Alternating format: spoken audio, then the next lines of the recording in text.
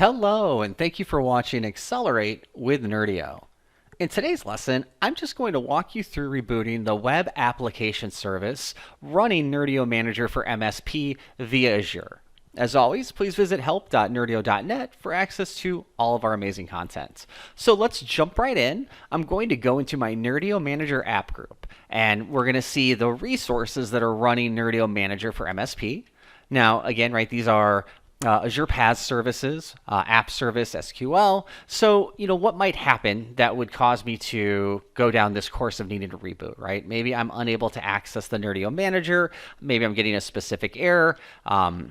Let's go ahead and see if we can actually replicate one. So I'm going to go to the app service. I'll give this just a moment to load.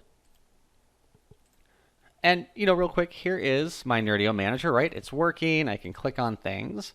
What if I go to Azure here and I stop my app service? We'll give that just a moment. I'm going to use pause. There we go. Now, if I go back to Nerdio Manager and I hit refresh, boom, we get an error, right? So what's happening? There's no web service actually giving me content back.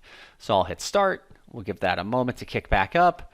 And all of that is to say, right, if I'm experiencing an issue here, if these kind of things are happening, I want you guys to remember that you've got this resource group running these services, right? This web service, you can come in here, you can restart it, you can stop it, right? There's ways to even create additional redundancy, scale, things that normally will start to be necessary if you get to tens of thousands of users. But just keep in mind, right, these functions are here. You can quickly see that service plan. You can see the URL that you're using. In another video, we even talk about being able to white label that. And so let's also just take a quick look at SQL services.